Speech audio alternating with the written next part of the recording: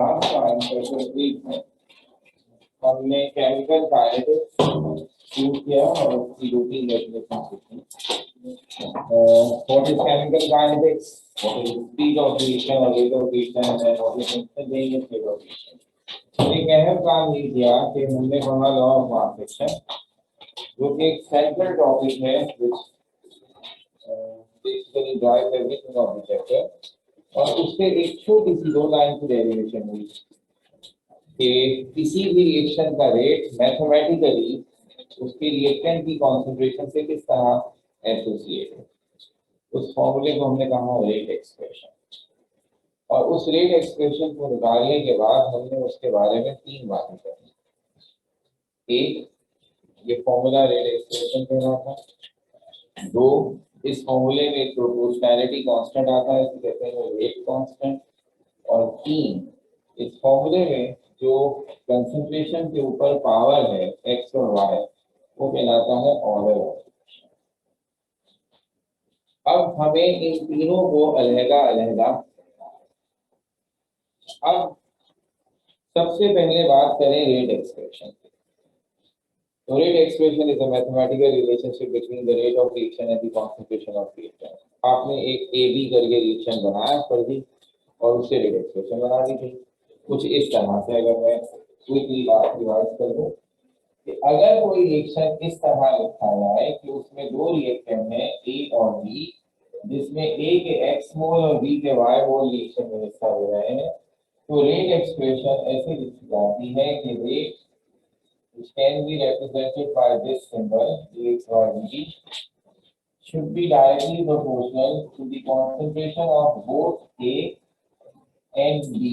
तो हमने आपको बताया था कि कॉन्सेंट्रेशन लिखने का तरीका ये है कि जिस भी सब्सटेंस की कॉन्सेंट्रेशन है उसे हम ब्रैकेट में लिखते हैं और उसके नंबर ऑफ मोल्स पावर में आते हैं। और फिर दूसरी लाइन में आप लिख सकते हैं प्रोपोर्शनल को इक्वल बनाएंगे तो एक अदर प्रोपोर्शनैलिटी कांस्टेंट आएगा and this should be called rate expression. अब बजाय ए और बी के अगर मैं असली इक्वेशन लिखूं, एक्चुअल केमिकल्स लेकर आ जाऊं, तो हम इस इक्वेशन को कैसे बनाएंगे? ये भी जरूरी नहीं है कि आप 2 स्टेप्स में बनाएं। आप डायरेक्ट प्रोपोर्शनैलिटी कांस्टेंट के साथ लिखते हैं तो भी चलेगा, आप 2 स्टेप्स में बनाएं तो भी चलेगा। रेट और dx by dt दोनों लिख दिए मैंने, ये भी चलेगा, सिर्फ एक लिख दें तो ठीक है ना। तो in a simple way this should be an example. अगर मैं एक रिएक्शन आपके सामने लिखता हूं जिसमें नाइट्रोजन हाइड्रोजन के साथ रिएक्शन करके अमोनिया रिएक्शन, तो अकॉर्डिंग टू दिस मैं इसमें ऐसे लिख सकता हूं rate is directly proportional to nitrogen and hydrogen concentration. Nitrogen का कोफिशिएंट 1 है तो पावर भी 1 हो गई, लिखने की जरूरत नहीं होती। हाइड्रोजन का कोफिशिएंट 3 है तो उसकी पावर 3 हो गई। और फिर यही प्रोपोर्शनल को मैंने या तो एक other proportionality constant. This is the rate expression.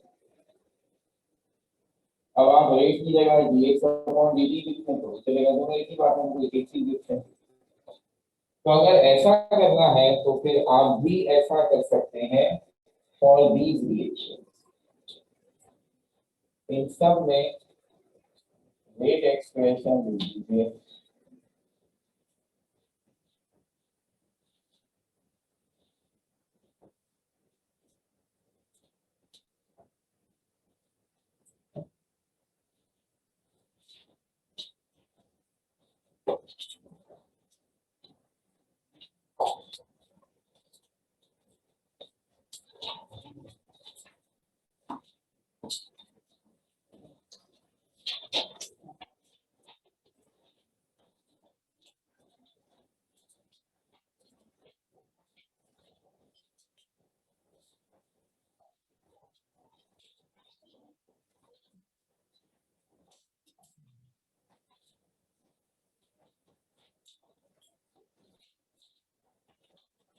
मैंने 3 रिएक्शंस आपके सामने लिखे हैं, आप उन तीनों की रेट एक्सप्रेशन बना दीजिए।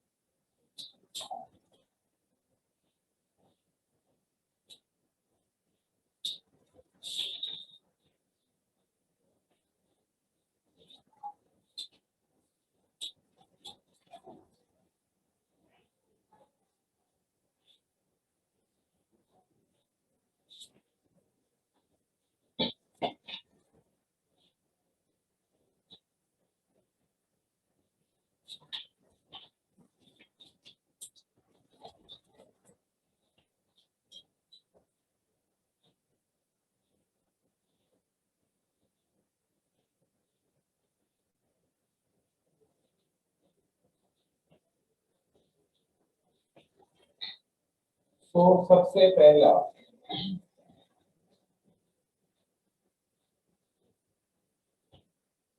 NO के ऊपर पावर 2 आएगी, O2 के ऊपर पावर 1 आएगी। तो रेट कांस्टेंट के साथ this should be the rate expression for first stage. Second में दो रिएक्टेंट है, दोनों की कांस्टेंट नंबर ऑफ मोल्स 1 है, इसलिए rate is directly proportional to simply the concentration of PCl3 and 2 और दोनों के ऊपर पावर 1 आएगी and then you put the rate constant here.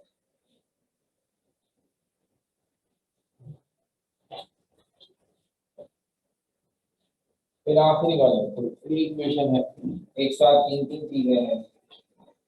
तो rate is proportional to all three reactants. पहला है H2SeO3, उसका कोएफिशिएंट नंबर ऑफ मोल्स 1 है तो पावर 1 रहेगी।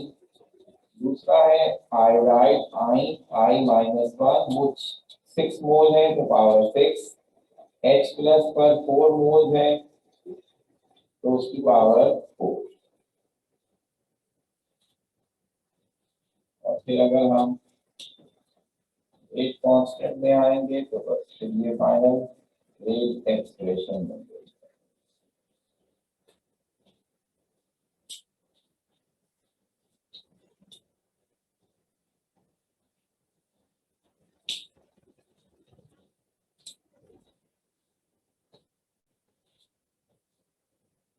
तो ये पहला छोटा सा था। कोई भी इक्वेशन गिवन हो तो आप उसकी रेट एक्सप्रेशन बना सकते हैं। इसी से अगर आप समझें तो इस चैप्टर के जो वाहिद न्यूमेरिकल्स है वो कवर हो जाए। If I give you this particular equation, then you first have to form this equation. ये बन गई। अब न्यूमेरिकल क्या होगा कि अगर मैं आपको कॉन्सेंट्रेशन और K की वैल्यू बता दूं तो आप रेट निकाल सकते हैं। सारा इशू है कि अगर फॉर्मूला गलत बनाया है तो फिर आप वैल्यू पुट करके जो भी आंसर निकालेंगे। अगर फॉर्मूला सही बन गया तो अब सीधी सी बात है, मैं आपको कॉन्सेंट्रेशन और रेट कांस्टेंट बता दूंगा तो आप रेट निकाल सकते हैं। रेट बता दूं, कॉन्सेंट्रेशन बता दूं तो आप रेट कांस्टेंट निकाल सकते हैं। यही हेरा फेरी कर लेंगे, एक चीज छोड़कर बाकी सब गिवन दे देंगे, आप निकाल लेंगे। असल चीज है फॉर्मूला इक्वेशन से बनाएंगे आप, तुम्हारा जल्दी फिर आएगा कर लेंगे। ये हो गया एक एस्पेक्ट, रेट एक्सप्रेशन कैसे बनाते हैं। इस रेट एक्सप्रेशन में एक कैरेक्टर आया जिसका नाम है rate constant, which is basically the proportionality constant of the equation. ये अलग से डिफाइन किया जाए इसकी डेफिनेशन, क्योंकि ये एक इम्पॉर्टेंट कैरेक्टरिस्टिक है किसी भी रिएक्शन। दुनिया में जितने भी रिएक्शन है, लाखों की तादाद में है, तो हर रिएक्शन का अपना अलग प्रोपोर्शनैलिटी कांस्टेंट यानी के, हर रिएक्शन का अलग के होता है। तो के का ताल्लुक इस बात से है कि रिएक्शन में रिएक्टेंट कौन है, और हर रिएक्शन का रिएक्टेंट अलग अलग होता है, तो इसलिए हर रिएक्शन का के भी अलग अलग होता है। तो एक तरह से ये के उसकी कैरेक्टरिस्टिक है, उसकी पहचान है। तो इस के की फिर अहमियत हो गई, खास क्वांटिटी बन गई केमिस्ट्री की, तो इसको डिफाइन करते हैं। तो आइए रेट कांस्टेंट कैसे डिफाइन किया जाता है।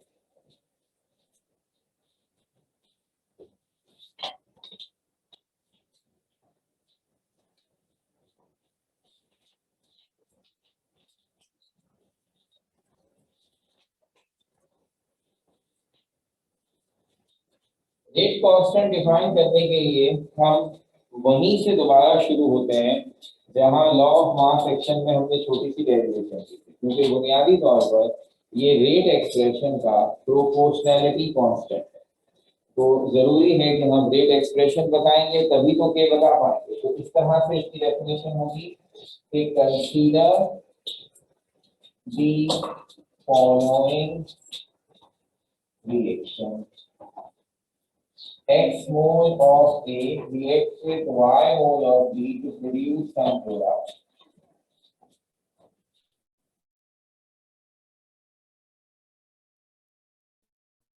According to one section, rate is directly proportional to the concentration of A to the power X, concentration of B to the power Y. This implies that rate is equal to K to the power X, B to the power Y. Equation 1 is called rate expression, and K is proportionality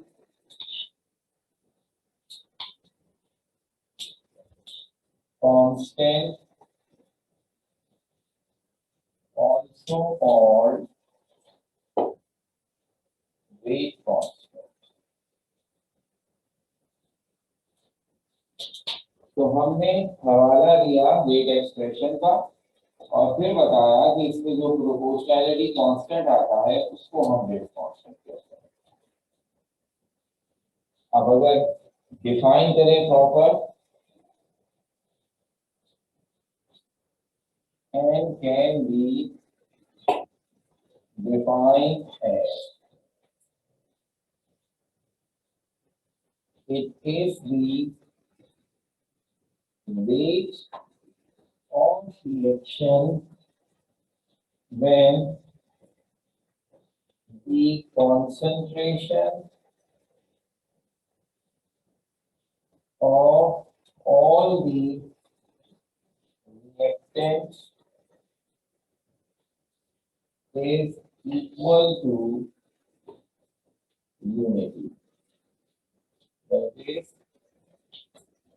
concentration of A is equals to B is equals to 1 mole per decimeter.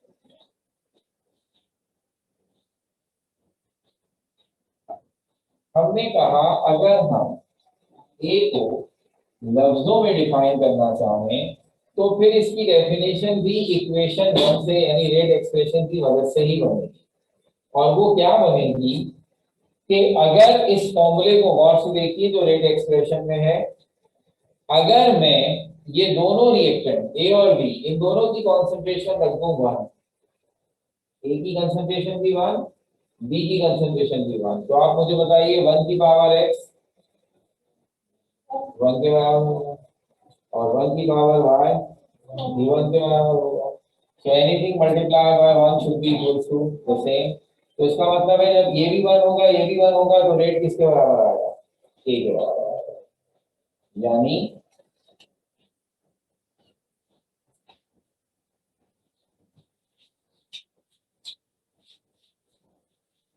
मैंने अपनी definition में लिखा कि rate constant है वो rate of reaction when the concentration of all the reactants is equals to unity या 1, यानी जब सारे रिएक्टेंट्स की कंसंट्रेशन 1 के बराबर हो तो उस वक्त रेट जिस चीज के बराबर होता है वो रेट कांस्टेंट कहलाता है। तो जरा इस इक्वेशन 1 में ये वैल्यूज पुट करते हैं। Put in 1 rate is equals to k, A की जगह 1 पुट किया, बी की जगह भी 1 पुट किया, लिखा हुआ कंसंट्रेशन ऑफ ए और कंसंट्रेशन ऑफ बी दोनों की वैल्यू क्या है 1 मोल पर डेसिमल क्यूब। मैंने 1 पुट कर दिया। अब ये भी आपसे बात हुई 1 की पावर x 1, 1 की पावर y भी 1, k को 1 से मल्टीप्लाई करें तो क्या आएगा k। तो ये आंसर क्या हो गया, रेट बराबर है किसके, व्हिच इज रेट कांस्टेंट। तो जब तमाम रिएक्टेंट्स की कंसंट्रेशन 1 के बराबर ली जाए तो उस मौके पर जो रेट होता है वो रेट कांस्टेंट के बराबर होता है। तो रेट कांस्टेंट उस रेट ऑफ रिएक्शन को कहते हैं जिस वक्त तमाम रिएक्टेंट्स की कंसंट्रेशन 1 के बराबर।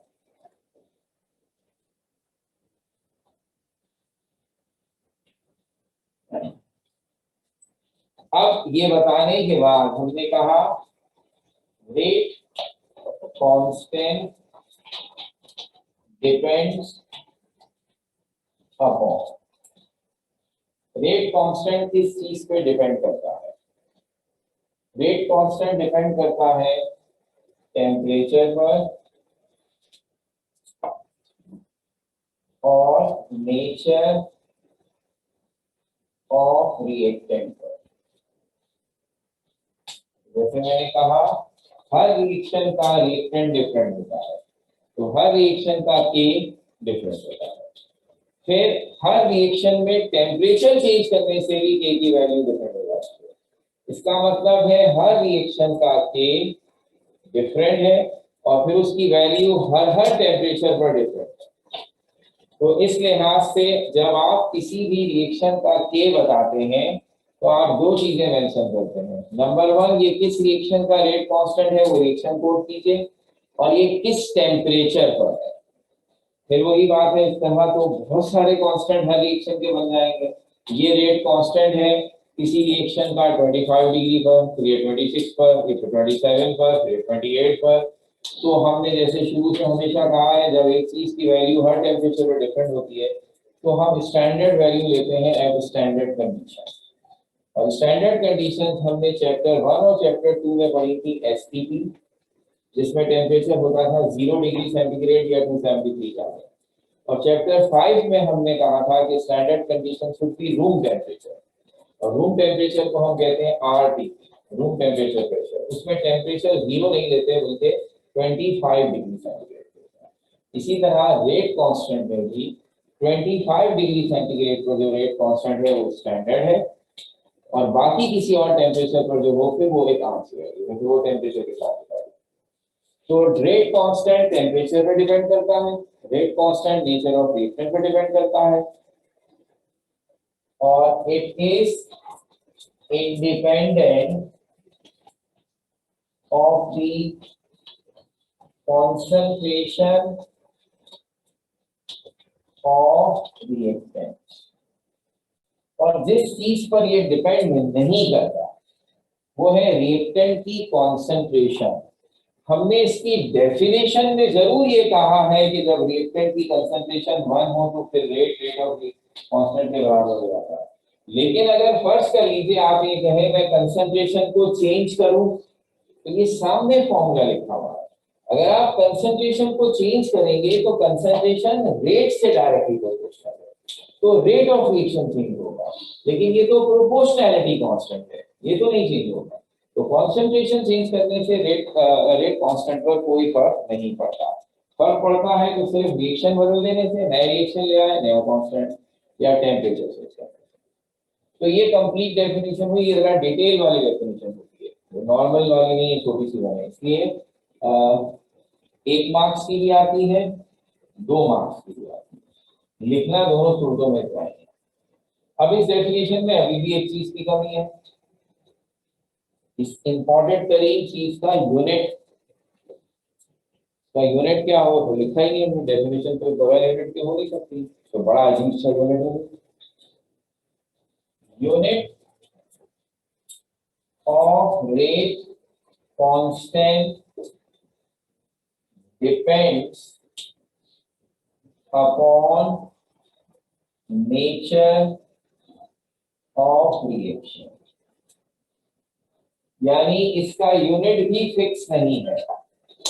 एक टाइप के रिएक्शन में अलग है, दूसरी टाइप के रिएक्शन में अलग है। सो एक ही कांस्टेंट रेट कांस्टेंट का एक ही यूनिट नहीं होता फॉर एवरी रिएक्शन, बल्कि रिएक्शन देखकर आप फैसला करेंगे कि इस रिएक्शन के लिए यूनिट ये होगा, इस रिएक्शन के लिए यूनिट ये होगा।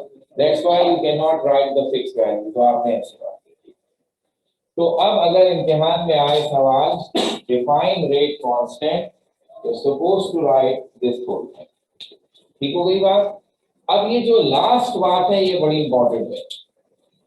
ये क्या बात हुई, रिएक्शन एक होगा तो कोई और यूनिट होगा, तो दूसरा होगा तो कोई और होगा। तो we need to explain this line, मगर this should not be the part of definition. Definition में बस यही लिख दें। अब हम अलग से इसे एज ए टॉपिक डिस्कस करेंगे कि what is the unit of rate constant for different reactions and how can we calculate it. अगर हर रिएक्शन का रेट कांस्टेंट अलग अलग यूनिट रखता है तो क्यों रखता है, और फिर हमें कैसे पता चलेगा किसका क्या है, हमें भी तो कुछ याद करना पड़ेगा ना। तो ये सारी ट्रिक यहाँ बताएंगे। तो दिस इज अदर थिंग, ये इसके साथ मत इंक्लूड कीजिएगा, वैसी डेफिनेशन बड़ी कुछ। ये अलग से कैसे पूछा जाता है, एमसीक्यू से। रिएक्शन लिखेंगे और कहेंगे इसका इसके रेट कांस्टेंट का यूनिट बताओ, नीचे 4 ऑप्शन होंगे। तो अभी आप देखेंगे रेट कांस्टेंट का यूनिट छोटी सी ट्रिक से निकाला जाता है। रफ में आप निकालेंगे और देख लेंगे कौन सा सही जवाब है कितना। तो वो ट्रिक हम सिखा देते हैं। Unit of rate constant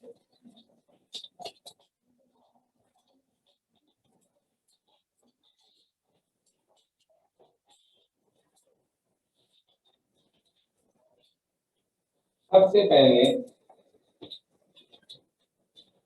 case 1,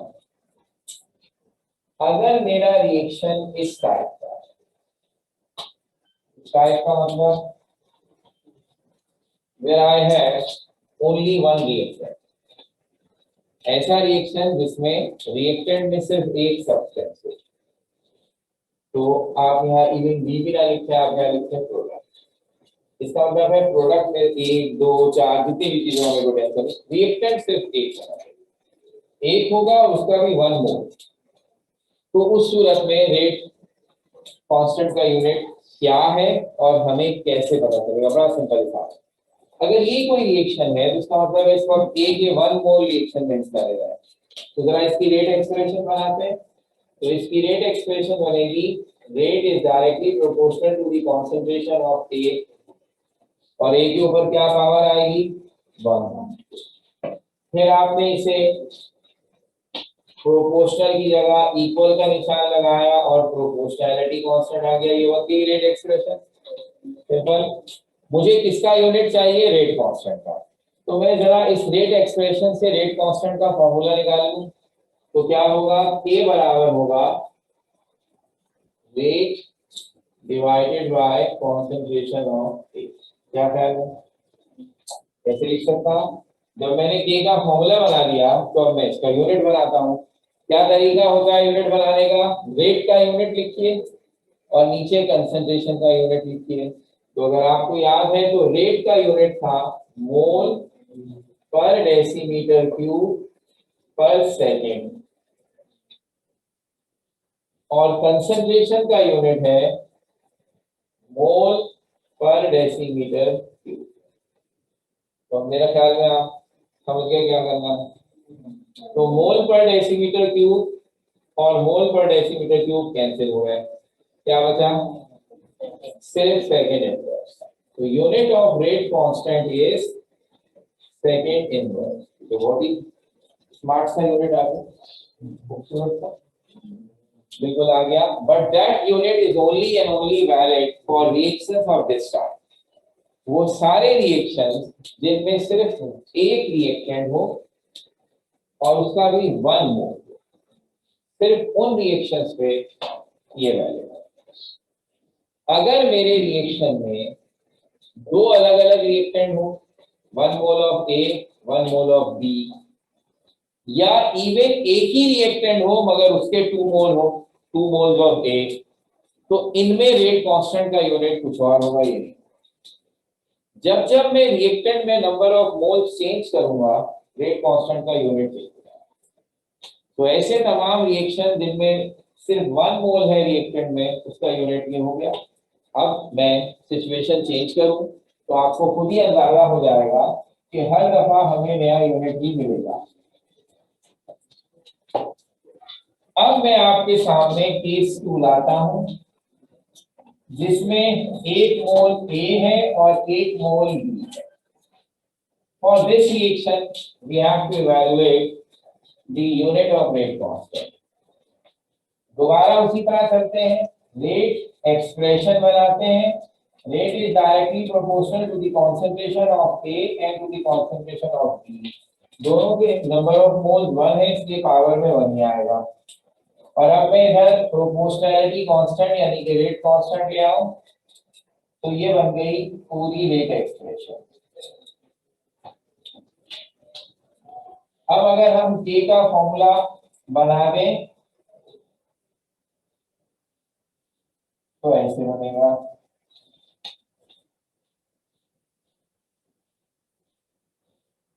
आपको देखिए रेट का यूनिट है मोल पर डेसीमीटर क्यूब पर सेकेंड। कॉन्सेंट्रेशन ऑफ ए का यूनिट है मोल पर डेसीमीटर क्यूब और कॉन्सेंट्रेशन ऑफ बी का यूनिट है मोल पर डेसीमीटर क्यूब। तो 2 दफा मोल पर डेसीमीटर।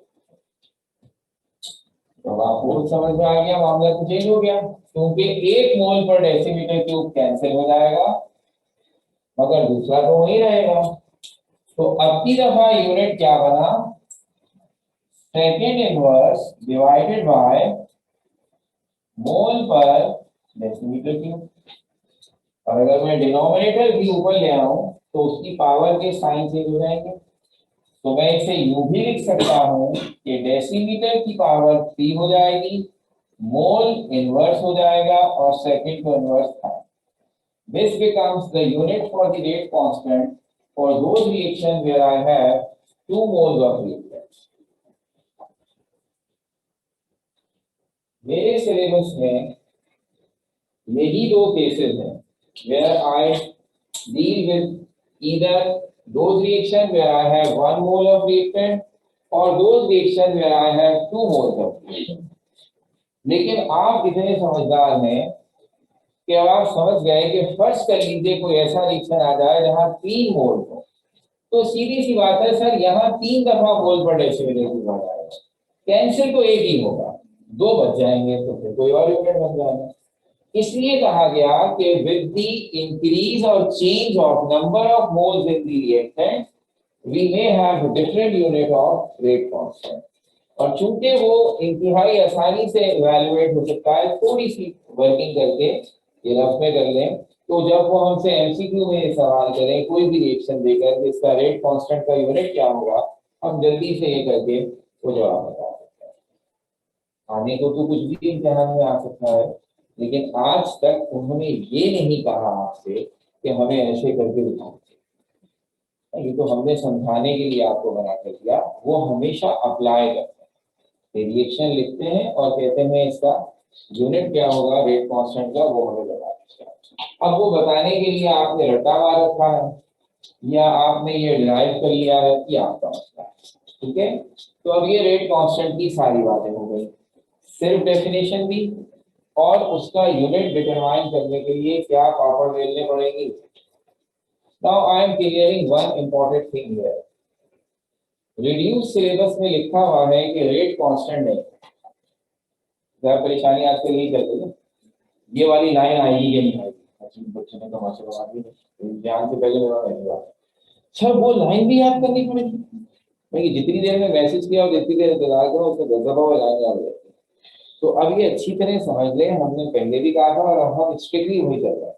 ये कंफ्यूजन के क्या था और क्या नहीं था उन टॉपिक्स में तो रहे जो पढ़ चुके थे, तो आप फिर हो जाते हैं। अब नहीं हो, अब हम पढ़ाई वो रहे जो हमें। तो नहीं आने हम पढ़ाएंगे ही नहीं, इसकी किस्सा खत्म। तो अब ये टॉपिक क्यों पढ़ा है, इसलिए कि हमने बहुत ज्यादा जितने मशवरे हमने किए हैं और पूछो किसी ने नहीं की, क्योंकि direct chairman of intermediate board से पूछे हैं कि भाई इनका वो भी इत्तेफाक से केमिस्ट्री में, तो इसलिए वो हमारी बात समझ गया। मैंने कहा भाई ये कैसे हो सकता है कि आप उससे कहें रेट एक्सप्रेशन पढ़ाओ, उसमें रेट कांस्टेंट आता है, रेट कांस्टेंट ना पढ़ाओ, ये कैसे होगा? उनका नहीं, बेवकूफी है। जहां ऐसे टॉपिक्स हैं जिनका आपस में लिंक है वहां वो पढ़ाने का, वो नहीं छोड़ सकते। तो वो जिसने किया है वो हम जब मॉडल पेपर देंगे रेक्टिफाई कर देंगे, वो आप पढ़ा। तो इसलिए जहन में रहे ये टॉपिक चूंकि बीच में घुसा हुआ है, यानी इससे तीन बातें बनी है, रेट एक्सप्रेशन, रेट कांस्टेंट और order of reaction. Order of reaction भी है, रेट एक्सप्रेशन भी है, तो ये क्या होता है मैं बीच में इसका तस्करा चुप हो जाऊं, मैं के लिखूं और बताऊं ना ये क्या है, ये नहीं बताऊं, तो ये नहीं हो सकता। इसलिए दिस इज इंक्लूडेड, तो इसको बिल्कुल भी आप हल्का मत लें, क्योंकि अभी आप देखेंगे ऑर्डर ऑफ रिएक्शन भी हमारे सिलेबस में उसके न्यूमेरिकल में है, तो वो कैसे है उसके लिए भी ये रेट कांस्टेंट बड़ा इंपॉर्टेंट हो जाता है, तो इसलिए हमें इसे हटा के देखना है। अब ये बात हो गई, दो पहलू हो गए हमारे काम के। हमने जो लॉ ऑफ मास सेक्शन पढ़ा था उससे मैंने कहा था तीन बातें सामने आई, rate expression, rate constant, order of reaction. अभी रेट एक्सप्रेशन हो गई, रेट कांस्टेंट हो गया, अब ऑर्डर रह गया। वो क्या होता है, उसके छोटे छोटे से सवाल बनते हैं, उन्हें न्यूमेरिकल तो नहीं कहना चाहिए लेकिन न्यूमेरिकल टाइप है, and that becomes very very important, क्योंकि वो तो इस कंफ्यूजन के भी अंदर नहीं, वो तो है ही है हमारे सिलेबस में। तो अब यहाँ से इसे कंटिन्यू करेंगे और उसके बारे में पढ़ेंगे नेक्स्ट टाइम।